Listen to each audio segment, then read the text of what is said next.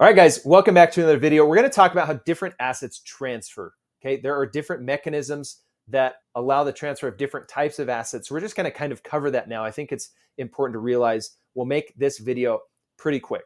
Okay, so retirement accounts. And we talked about wills, we talked about trusts and transferring asset ownership into the trust, right? So the trust owns the asset. You can't do that with retirement accounts. Retirement accounts are tied to an individual, a social security number. They can't be jointly owned between spouses, like you can't have a joint IRA or 401k or anything like that. Each retirement account is tied to one individual, one human. So you're not going to transfer ownership of your IRA or 401k or something into the name of the trust. You can't do that. But you do list beneficiaries. And that means the beneficiaries listed are the ones that have legal claim to that money. This overrides everything else, okay? So no matter if you put in your will, hey, I want this son to receive my 401k, if you put that in your will, okay? Well, they're going to look at the 401k and they're just going to look at the beneficiaries listed on there. That is legally binding.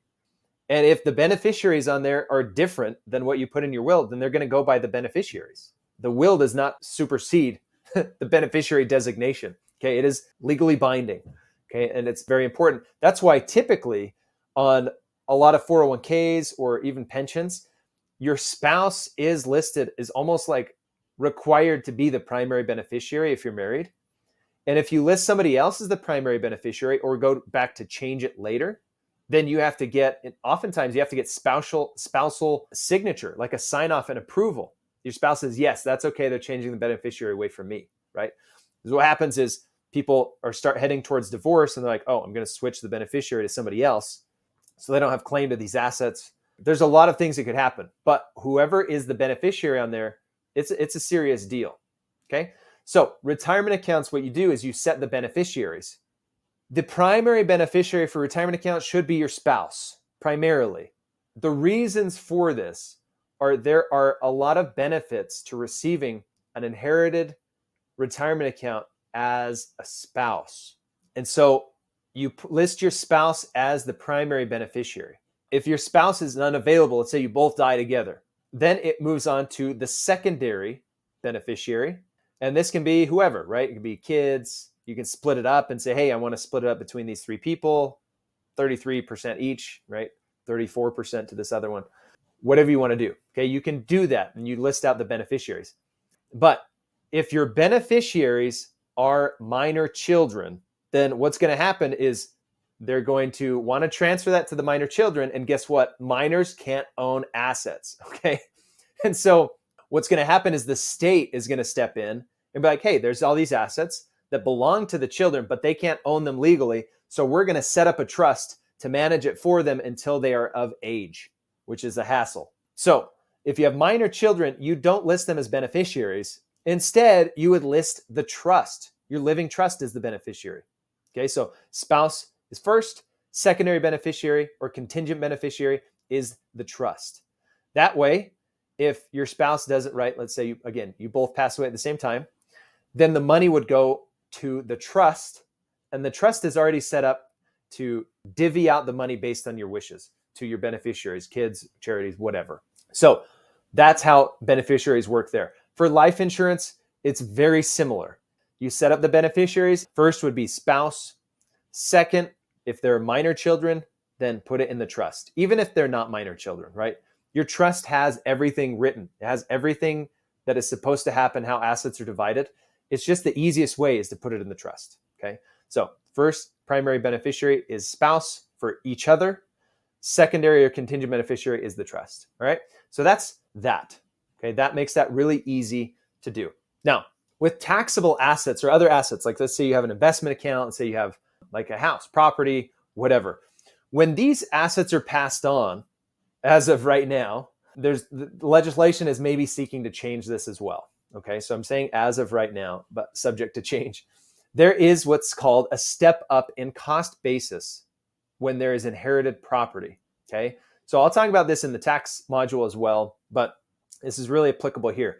So let's say you have a home and your cost basis in that home is like $100,000, but the value of the home is now, after all these years, right? Let's say it's $400,000. Okay. And the cost basis is your original cost that went into the home, the actual money you paid to put in, right? Just like stocks, right? The money you pay for the stock is your cost basis, plus if there's any applicable commissions. As the value grows, all of that is a gain, and all of that is taxable, okay? Same thing with a home or any other taxable property, right? Investment accounts, stocks, all of that stuff. They look at the cost basis of the original person, okay? You have a cost basis, and then you have some appreciation in there, and you have the current fair market value, and the difference in there is a gain. So what happens when you pass these assets on to your beneficiaries, they're inherited. Generally what happens is there is a step up in cost basis. Okay, so let's come back to this example of the house. Let's say the cost basis is 100,000. The current value is 400,000. You die, you pass this on to your heirs, your beneficiaries. What happens is, instead of when they sell the house at 400,000, instead of getting taxed on that gain, they actually receive a step up in cost basis. So the cost basis steps up to the current fair market value of that asset, of that property. Then you sell it and there's no taxable gain there. Okay, does that make sense? Same with stocks. If they own a bunch of stocks, they've had them for, 20, 30, 40, 50 years. Maybe they've appreciated a ton. I've seen some stocks passed on that have an extremely low cost basis and they have grown just a ton over decades.